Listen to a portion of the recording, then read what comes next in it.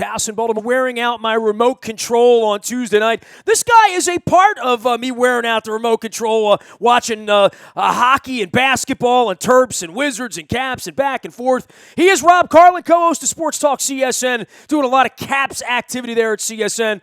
We welcome him back onto the program. You can follow his journey on Twitter at Rob Carlin CSN. You getting any rest down there, man? I mean, between the Wizards and the Caps and all this other stuff going on, it's busy times there in the district now, isn't it? Well, yes, it's always busy, but these are good times because right now we have two really good, highly entertaining teams in the Caps and the Wiz. So as I told Marcin Gortat, who came on the show with me and Brian Mitchell a couple of weeks ago, they keep winning. It is good for business, and right now business is good. Yeah, and I thought about this last night because, I mean, I'm obviously friends with Ted and Zach Leonsis, and I know you know those guys. I don't know how you do it when the teams are playing simultaneously. And then when you consider in April and May, there are going to be playoff nights where if they last long enough for both teams, they're going to intersect. It's kind of weird. Then the Terps were on at the same time. We're going to have baseball mixed into this thing in April. It's too busy. We got to stagger this. Play these games at 1, 4, 7, and 10 like they do in the NFL, Well, with the Wiz and more with the Wiz and the Caps recently, this beats the alternative. Having important basketball simultaneously with important hockey in February, March, April, maybe May or June, these are good problems to have. So, this certainly beats the alternative. They've got two good teams right now. Maryland comes up with a big win Tuesday night in a game that, quite frankly, they had to have because they were trending closer to the bubble than inside the bubble. So, yeah, all in all, that was a great night for D.C. area sports fans. You know what? Before we get to the Caps, and we'll do a deep dig on them in a minute for Thursday night with the Devils, it is amazing. The Wizards and the Caps both go west next weekend, right? So they're both going to be playing out in California and Phoenix and here and there, Utah, wherever they're going. And so they're clearing the way for the Big Ten tournament. This isn't going to happen every year. The Big Ten tournament down in D.C. is going to be a big deal next week. Yeah, I know. It's great. It's fantastic. I mean, unfortunately, it's what Gary Williams fought for forever to get the ACC tournament up here more. And, now it's here with the Big Ten tournament. And, look, the Big Ten is wide open. So, no doubt.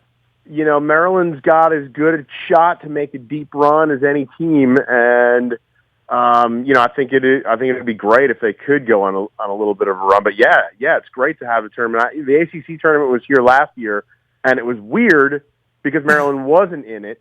So this will be a lot of fun having the Terps playing here. So I think I have a couple of days off Thursday, Friday of that week, so I might have to run over there and catch some basketball. Yeah, well, Friday's going to be great, and I think Maryland will be playing on Friday. They could be playing the late game. It is amazing with all the hand-wringing over leaving the ACC, and I've been talking a lot about it this week because we're 3 years into this thing, and you get your ass kicked by Ohio State and Michigan and the Penn State. You got big football games, but on the basketball side, and the football team, we'll see if they make their way. Time will tell. It is nice having big games because you never had big games in the ACC, kind of, sort of. It never felt big time if you weren't playing Miami or Florida State. But on the basketball side, I think next weekend, if you're around D.C. or feel it, you're going to see those Midwestern schools, even the Nebraskas and the schools that are maybe Northwestern more noted for football than for basketball. I think they're going to travel in for the Cherry Blossoms. I think next weekend's going to, for the first time, Maryland fans are going to feel what the Big Ten feels like.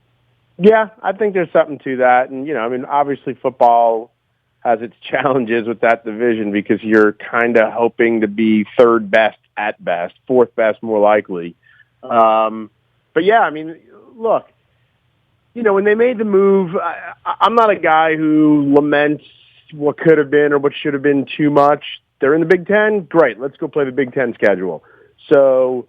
and there's nothing wrong with the Big Ten schedule. I guess that was the whole, Carolina and Tobacco Road and Greensboro. I don't think anybody's going to be thinking about that next weekend when Iowa and Minnesota and Indiana and Michigan State and, are filling the gym up, quite frankly. Yeah. I think there's definitely going to be a large faction of older fans like me and older that just miss the excitement of the Duke game. That just missed the excitement of Carolina coming in as the number 2 team in the country or, whatever. But again, you got some good basketball here. Tom Izzo is going to be here, and any year that Michigan State has a chance, because I don't care what they do in the regular season, he knows how to win in March. So yeah, I think you're going to start to feel a little bit more, and that's exciting. And Maryland's pretty good and can make a run at this thing. So if they win a couple of games, all of a sudden this area is going to be hyped for Big Ten, championship weekend. So, hopefully they can put it together. Hopefully they play more consistently. By the way, Kevin Herter, I love that kid. I absolutely love that kid. I think they got some good young players, and I'm a Mark Turgeon fan. So I think he's done a really nice job considering where that program was when he first got here. Well, and all the transition from conference to conference, and from a legendary coach whose name's on the floor now, that's who Gary Williams is. I think Maryland's done a nice job this year of also painting that history. The championship team last weekend didn't go great in the game against Iowa, but that was nice, and the lefty Drizel. Maryland is shining up what has been a really nice lifetime for me, Rob. I mean, I'm 48 years old. I go back to the 73, the McMillan and the Elmore teams and all that stuff, and Lucas. I remember those teams as a boy, and to see it all now, through it, there are a lot of teams you could have been rooting for that wouldn't have had the kind of success Maryland's had, or had those big nights against Duke and Carolina. But I have a feeling next weekend there's going to be a big night against Purdue. There's going to be a big night against Wisconsin. In the future, there'll be big nights against Michigan State and against Indiana. I don't think we're going to miss it at all. Meanwhile, I know you've been doing some Terps, been doing some Wizards. I know sometimes you even talk about the Redskins and the Ravens and the Nationals and the Orioles down there, but I know at heart you're a hockey guy. You're a puckhead like myself. These are the good times for the Caps, but as we've said privately on text, nothing matters until they drink from the cup or don't drink from the cup, and they're a long way from that. But boy, you got to like just about everything that's going on right through Monday night when they make the trade that nobody thought they could make. Yeah, the stunning trade, and I mean they really came out of nowhere. And when it started to pick up steam on Twitter, and it was probably around 9:30, so me and B-Mitch go on at 10, and it started picking up about 9:15, 9:30, and I'm texting back and forth with a couple of people, and I'm saying, all right, to get Shattenkirk, and the last we had heard there was a, quote, bidding war, I'm like, all right, well, they got to be giving up Orloff, Grubauer, maybe not a real core guy, but someone who's been an important part of this team. I don't think there's any way they'd give up Grubauer, right? I mean, that's suicide. So, but in order to get the biggest defenseman, right-handed defenseman, the thing that they needed, I'm thinking, all right, well, if there is a luxury, it's your backup goalie. So I just didn't imagine they were able to get Shattenkirk for no one of core value and a couple of draft picks, which, quite frankly, when you're the Caps, I don't care about the draft picks. It's going to be late first round, and this team has to win now specifically, or certainly this year or next year, or this thing just starts, the window closes. Well, I think next year the window will be different. I mean, it'll be different for Winnick. It'll be different for Oshie. Certainly the kind of money they're going to have to give Kuznetsov and Burakovsky. Things are going to get a little more choppy for them in the offseason. They're going to be lessened in a way I don't know they have. And you could go back to Green and say when they lost Green, they were lessened. Somehow they didn't miss it. And Rob, the one thing that goes unsaid, and maybe it's because Joe B. and Locker, you guys don't want to be piling on McClellan and talking about how awesome he is. But, we sit here, I'm watching the Combine out in Indianapolis, and I know how much work Ozzie, John, Eric, Joe, all those guys have to do to be successful. They have to win the offseason in the draft, in free agency. They have to let go of the right guys. They have to sign the right guys. They have to sign at the right price. Every single thing the Caps have done, going back to Orpik and Niskanen, Justin Williams, acquiring in the middle of the year, Lars Eller, these trading he has not made a mistake. Literally, no. They have not swung and missed, and that's really hard to do in modern sports. It's amazing what he has done, and especially as we sit and watch Philip Forsberg score 10 goals in 5 games for the first time since Pavel Bure in 2001. You had to go there, didn't you? I know. Because I can't. I'm not mature enough to get over it yet. But when you look at moves that either weren't made or were made out of fear and desperation for so long for the Caps, it's like Carl Alsner said when they the morning skate of the Rangers game, for the first time in this Coors group, they got the big fish on the day of the trade deadline or the day before, whatever it was. So they made the big splash for really the first time in Ovi's run of the Rock the Red. And like you said, I mean, Winnick has been a great addition and has made helped make arguably the best fourth line in hockey right now. Because Tom Wilson's playing great and Jay Beagle's been great. He's been tremendous on the PK. Nobody's going to start a fight with Winnick this year, by the way. No, he's a tough guy. He plays angry. He does all the things you want from your fourth line. Lars Eller has been a wizard on the puck. He's not a huge points guy, but he's been perfect for the third line. And you look at someone like Brett Connolly, who's one of my favorite stories, because when he kind of went on that run a couple of weeks ago of a bunch of goals, and he just set his career high with his 13th against the Rangers. This is a guy who was a high draft pick, flames out in Tampa, goes to Boston, has a good year, but they literally were like, we have your rights and we don't want your rights. We are just going to renounce your rights and let you go for nothing. And then as we started talking, as he was getting hot, I was like, well, this guy's got to be like, 31 by now? He's like 24. Like, this guy's been through a lifetime, and he's a kid. So they go and sign him, and he's having a career year. And then you throw in the move to get Shattenkirk, who, is a top 4 defenseman who they're going to have as a third pair. It's a luxury. And, Brian McClellan has been tremendous. Every move he has made, it's like I always say, and to go back to your original point of until they drink out of the cup. So you're going to have the fans that are always just going to say, well, great, get back to me in April, May, or June, because all this is doing is setting up the bigger disappointment in the playoffs. And I get it. There's 30-some-odd years, 40 years of disappointment. Yeah, I get it, because I was sitting in the rink at the Capitol Center in '87 when you right. go 3 over. I mean, I go back that far. So yeah, right. And I get it. I can't argue with you. That's there. But all you can ask from your franchise, your GM, your coach, is to put the best product out on the ice that you can, be great night in and night out, be the best team on the ice, and they've done that. They were the favorite to win the Cup before the Shattenkirk trade. They're now the overwhelming favorite. They have a guy who could potentially be the back-to-back Vezina winner in goal. They have checked every box. And they have a coach, by the way, who's pretty good. And, we would sit here and we could talk about McClellan. We could talk about that for hours in every individual acquisition. But the acquisition of Barry Trotz and how badly he wanted to come to the franchise, how he knew the franchise, he knew people around. I mean, I've been friends with Barry for 30 years. It feels like family to me. I'm wearing the Courage hat right now and my Rock the Red shirt here on Facebook Live, Rob. You get a look at it. For me with Trotz and what he's gone through in his career, it's incredible. He's the 6th winningest coach in the history of the league, and no one would know that other than the people in Nashville and now the people of D.C. about how solid a human being he is and what a hell of a hockey coach he is. Yeah, he's really great, and it's the first time again in Ovi's career that he had a guy as a head coach that he could look at a track record in the NHL and trust. I mean, it was always trying to find, as good as Bruce Boudreau was, he had never coached in the NHL. So this is the first time that he could buy in because he's seen results from Barry Trotz. And we had because of our partnership with Ted, we had an all access to their training camp and cameras everywhere. And we had a great moment. I actually brought this up in an interview with Brett Connolly, and he remembered it.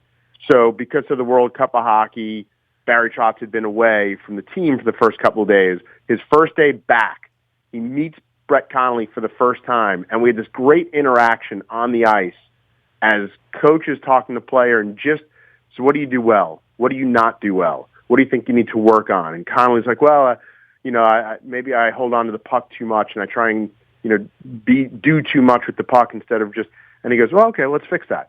Let's fix that, accentuate your positives, and make you the best player you could be. And it was so matter of fact, and it was such a great coaching moment. And I watched it with Alan May, and he was just like, I love it. Like, it was just a perfect way to deal with that specific player. Oh, you've got a weakness? Well, let's just fix that. And then we move forward. And it's stuff like that we never see, that we don't know. But clearly, he coached an undermanned Nashville team for 16 years and won big, now came here with the expectations, and he has the team playing better than they've ever played as an organization. So yeah, I wholeheartedly agree. McClellan wasn't the GM when he was hired, but he was certainly a part of the process to get him here, and that is the best move that organization has made. We're chatting with my man Rob Carlin. He is doing all things at Comcast Sportsnet around the Caps and around the Wizards and around anything in the D.C. and the Baltimore area sports, but staying on the hockey side of this. Rob, I got to tell you, I watch a lot of television sports, right? And I've told Joe B this, but when I tell him it goes away. I don't have Locker on the show either. I'm too intimidated, or I don't bug him. I don't bug his daughter. I'd like to get more of you guys on, quite frankly, over the next 6 to 8 weeks because I love hockey and I watch. I love the broadcast with Joe and Locker. I love even, at the end of the period going to you guys, although some nights I'm over on a Wizards game between periods. I'm doing the dishes. Sure. I'm doing different stuff. But I love the broadcast and I love the insights from all the hockey players. And I know you being a guy who loves the game, sometimes if I didn't do my job, I'd love to do your job. I would love to sit in your seat and talk hockey with hockey people. And the insights, and I think Locker being a teacher as well, and I think a lot of times, even when Smoking Al's down on the bench talking to one of the assistants between periods or between the timeouts, there's a thing about hockey that is so educational and open that it's almost transparent as to how it works. Where basketball is more esoteric, football is really complicated, position by position, and tough to explain throughout the framework of a game. And I think a lot of the baseball announcers are just giving up. You know what I mean? Like, to some degree, it's just, it goes over the heads of most people, and they're not educational in the way. But I find every broadcast, I learn different things about the game of hockey because I never played it at that level. And I think that is something that welcomes people in because, let's be honest, Rob, you've been to the rink. 99% of the people who rock their red have never put ice skates on, right? I mean, it's a different crowd. And I think Barry knew that coming from Nashville, that there's still, the Caps are a growing brand at this point, and nothing would grow it more than a real cup run here. Yeah. All I heard out of that was you choose to do the dishes rather than watch me during the intermission. No, I watch you in post-game. I get post-game. Okay. I get post-game. Okay, that's it. Yeah. No, I do agree, and I think Bill Bell is the guy who's in charge of all of us. He hires us. He puts us in our roles, and he always says the best thing, the biggest luxury he has is a lot of really good voices on hockey. And, Joe B is as good as it gets, and loves the sport and plays the sport and understands it. Dude, I've been in the press box when NBC's doing the games and he's not doing the game. He's pissed. Oh, yeah. He wants to be doing every game. And to be honest, and nothing against Doc or nothing against any of the other guys that do games. My wife loves to watch Doc, and, it's not a drop-off to her. For me, it's always a drop-off when Joe and Craig. And listen, I'm on the internet. I'm a prick. Ask anybody. When it's bad, I'm the first guy to say, PU, that sucks. Like when Mike Bordick and Jim Hunter are taking me home on a Tuesday night from Minnesota. It sucks. I mean, it's a huge drop-off when Thorne and Palmer aren't there. And I feel even more so. I feel like they do the best broadcast of any local sports broadcast that I sit and watch, that I'm, you want to feel a little part of the family, but you don't want to feel so homerish that every time a call goes against you. I mean, I'll give you a great example. Just Tuesday night, that second goal the Rangers coulda, shoulda, woulda had, that call could have gone either way, right? I mean, if they would have not waved that goal off, you would have been okay with it. And I think Joe and Craig would have been okay with it listening to it, That I don't feel that, not the homerish, but the in the bag for the team. I can't listen to that, It's kind of like listening to the government right now. Yeah, I'm with you on that, and it's there's always the fine line of what too much support for your side or not, and I think Joe B and Locker, the best thing about it, it's almost like a team, a sports team. There's chemistry. They've been together for so long. They literally complete each other's sentences. They know where they're going at all times. Al Koken, to me, is as literally as good as it gets. Knows hockey, understands that organization. I wish we could use him in more ways because he's such a wealth of knowledge of the organization and the important players in it, and has been forever. And then someone like Allen gives you the player perspective. They all know each other. Hockey's such a small world and such a a tight-knit community. But I think the fans are really invited in a way. And look, I spend a lot of time around the football players, and I try to invite people in, and we bring the football players out. But I think hockey's very, very inclusive, and I don't think it's intimidating. Like I'm not a lacrosse fan, right? I mean, famously, right? One of the reasons is I'm kind of intimidated, right? I got to go out and talk to a real lacrosse person in Hopkins when I don't know what the hell I'm talking about. I'm going to twist myself into the ground. I don't think hockey's that way. And I think for what you guys do every night, which is try to find somebody out there that's never put a Caps game on or hasn't put one on since Langway or since, whatever, since the blue and gold uniforms, those hideous garbage things they wore, look like the St. Louis Blues. If you put a game on, there's air there for you to be involved. And I think I've always said, if you came down from Mars and you had never seen a sport on the planet, I was with cricket and rugby and squash 2 weeks ago, watching them do their thing over in Australia and New Zealand. I think hockey's the greatest game. I think it's the easiest, it's the most accessible, and it's the fastest, and it's exciting. And I think everybody says, well, you got to get to the rink to see it. I think HD's changed that a lot, too. And I know so many people up here. I can't begin to tell you, Rob, I drive around Baltimore. I see Caps flags and Caps stuff and Caps hats and jackets all the time. I feel the growth of it up here in a big way. Yeah, I definitely agree with that. And I think that so it's two parts to what you just said. The first part is I think that hockey players are the best professional athletes, the most open professional athletes, the easiest to like. I think, a lot of these guys come from farms in Canada or Europe, and, it just wasn't the sort of entitled lifestyle that most of the other sports have experienced in the States. Yeah, they feel lucky that they're there for you to criticize them if you choose to do so. They feel honored to be on a platform to be important enough to be criticized. Right, because they're still growing. Like, they know the importance of still helping to grow their game and that not everyone's a huge fan. Now, the flip side to that is there is a little bit of if you don't know hockey, you'll get exposed. So it's not quite lacrosse because just hockey is a bigger sport, so more people know it.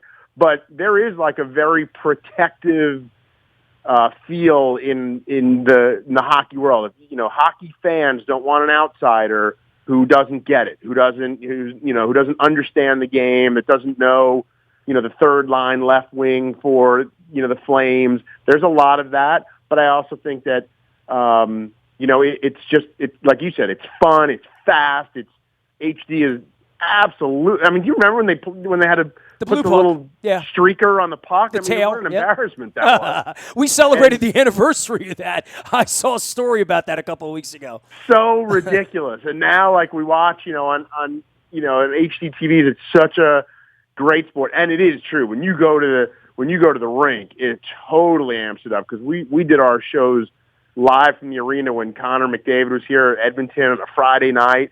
And you walk in, and it was electric in there. And, a couple of hits go, and that place starts rocking.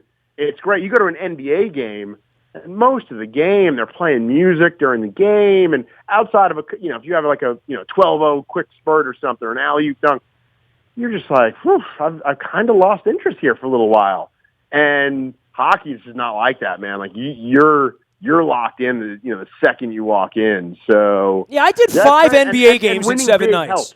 Yeah, I did 5 NBA games in 7 nights back in November in 5 different rinks. The kid that saved my wife's life came to town, and we took him all around the country. I saw games in L.A. at the Clippers and the Lakers. I went to a Golden State Warriors game. I went to Madison Square Garden. I saw LeBron play in D.C. At all 5 of those games in 7 nights. And remember, I did 30 baseball games in 30 nights as well. When you sit night after night after night, the one thing that really struck me about the NBA is they should turn this goofy pinball music off. It sounds like an arcade in here. And, don't they want to sell the game? Hockey sells itself. There are no crab races. There's no ketchup and mustard races other than Tommy Green strumming on the guitar and unleashing the fury. The game is still the meat, the potatoes, the dessert, and the pregame drinks. The game is the meal in hockey, and I love that about hockey because I don't feel that way about baseball and basketball.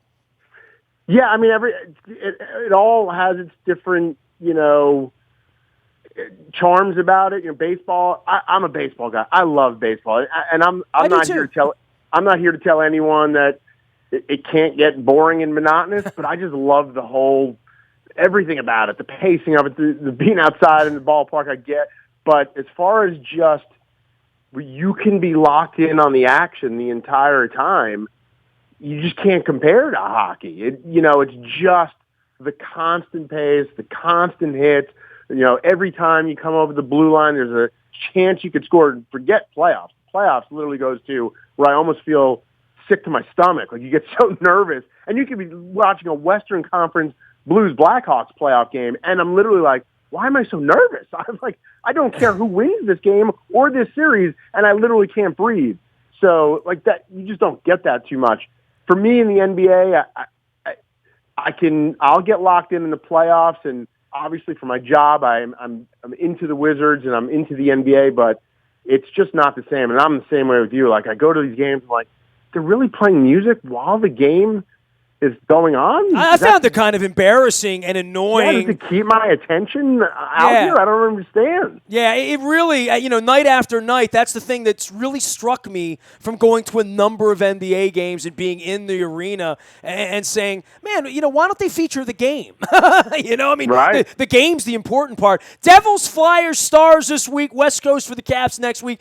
Just to wrap things up on how they're playing, Rob. By the way, we're on with Rob Carlin from Comcast Sportsnet. You can follow him at a Comcast Sportsnet. I'm watching all the time, but you can do it at Rob Carlin, CSN on Twitter as well. Just in the grand scheme of things, dude, they're the best team, right? And if they're not the best team over any 7-game stretch in April or May or June, I don't want to say it's going to be fluky, but injuries, underproduction, bad luck.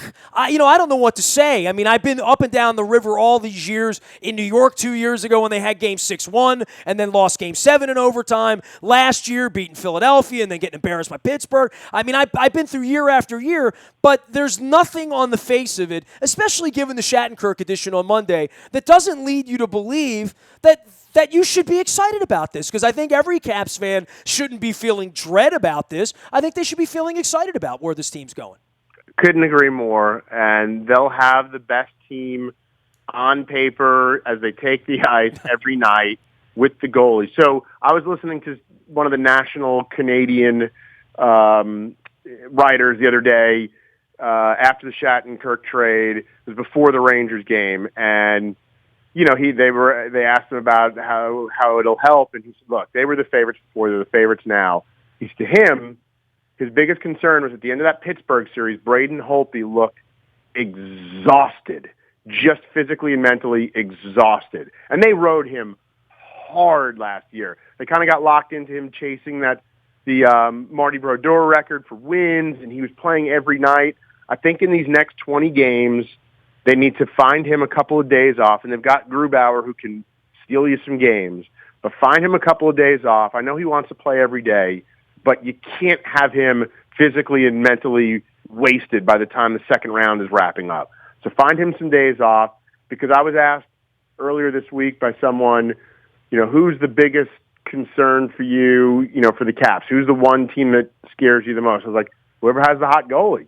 I mean, you can't tell me that, Yaroslav Halak, that Canadians team they had the hottest goalie at that moment. Last year in Pittsburgh, they ran into a kid that was unbelievable. Now, Pittsburgh was great in that series, but their goalie was unbelievable.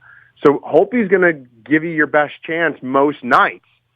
He's got to be a little bit better than the other guy, and they have to. I mean, look, they're scoring. They're the second highest scoring team, and they've given up the fewest goals. That's what you need, Like, they're doing it on both ends now, and they just added Shattenkirk. So, yeah, you should feel like this should be the year. What happens, I don't know. I can't tell you what to expect once they get out there, but they are as ready and as prepared. This is the best team they've ever had, top to bottom. And Alan May, who's always, he's not a guy who's going to give you hyperbole. He fully expects this team to at least get to the Stanley Cup Finals, and he believes they will win the Cup this year. Well, I'm clearing my schedule, just so you know, Rob. So there'll be much more of you and Alan and Joe and Craig and anybody and Smoke and Al and everybody else. Always a pleasure to check in with you. Don't have you on often enough, but I'm going to bug you more often. Tell Lachlan I'm looking for him, okay? And I tell Beninati that too, that if I ever get a hold of Lachlan's phone number, he's going to have to do the show with me at some point because, I've loved him for too long. So there's that. I'll give you his number and let's ambush him one day and just get him on the air. Should I start by making nice with the daughter first? Would that get me in or no? Should I just go straight to the top? Just go straight to locker, man. She's great. You'll like her, but just go straight to locker, man. Come on, you don't want to hear, hold it here. You know what's funny, dude, is I covered the first time I was ever in the Caps locker room, 84, 85, him, Alan Haworth, Gardner, Langway, those are the first team. Brian Murray's teams. It's the first time I ever had a press pass. It's 33 years ago now. Does the math sound right? It does sound right. So I've known I want to say unusual, unique voice of Craig Laughlin from the very beginning in his locker. So my wife every time we're watching, if they're on the road or something, I'm home. Every time he talks, she's like, I love that guy. Love that guy.